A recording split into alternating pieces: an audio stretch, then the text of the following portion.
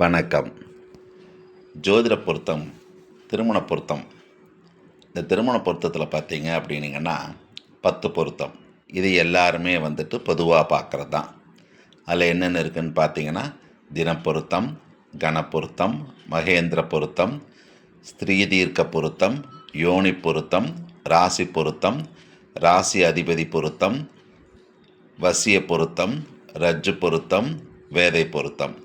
இந்த 10 பொருத்தம் பார்த்தீங்க அப்படின்னீங்கன்னா, ஜோதிடம் பார்க்க போகிறவங்க, அதாவது திருமணம் பொருத்த பார்க்க போகிறவங்க பொதுவாக பார்க்கக்கூடியது இந்த 10 பொருத்தம். இந்த 10 பொருத்தம் மட்டும் பார்த்தா போதுமா அப்படின்னு கேட்டிங்கன்னா கிடையாது.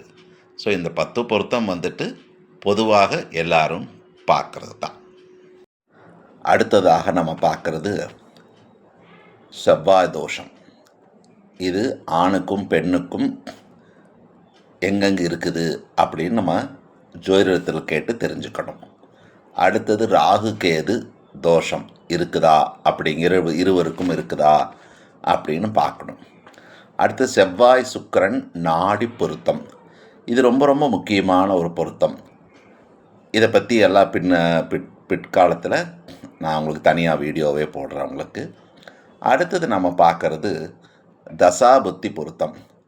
பொண்ணுக்கும் பையனுக்கும் எந்தெந்த தசைகள் ஓடுது, புத்தி ஓடுது, 6, 8, 12 ஓடுதா, இதை பற்றியெல்லாம் நம்ம பார்க்கணும். அடுத்தது அஷ்டவர்க்க பொருத்தம். இதுவும் ரொம்ப ரொம்ப முக்கியமான பொருத்தம். அடுத்தது நாம் பார்க்குறது ஜாதக பொருத்தம். ஸோ முதல்ல நம்ம என்ன பார்த்தோம், உங்களுக்கு 10 பொருத்தத்தை பார்த்துட்டோம். அடுத்தது ராகு கேது செவ்வாய் சுக்கிரன், அதுக்கு தச பொருத்தங்கள், அஷ்டவர்க்கமெல்லாம் பார்த்தோம். அடுத்தது நம்ம மெயினாக பார்க்கணுன்னா ஜாதக பொருத்தம். இது ஜோதிடத்தில் சென்று நீங்கள் கேட்க வேண்டிய கேள்வி. குடும்பஸ்தானம் 2ஆம் பாவக பொருத்தம் எப்படி இருக்குது?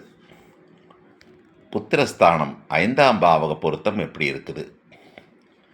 7ஆம் பாவகம் கலஸ்திரஸ்தானம் பொருத்தம் எப்படி இருக்குது? அடுத்தது 8ஆம் பாவகம் மாங்கல்யஸ்தானம் எப்படி இருக்குது?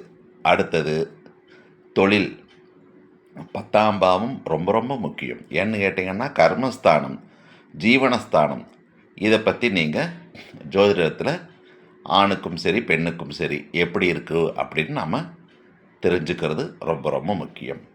இதை பற்றி பின்வரும் வீடியோக்கள் நான் விரிவாக போடுறேன் உங்களுக்கு. நன்றி.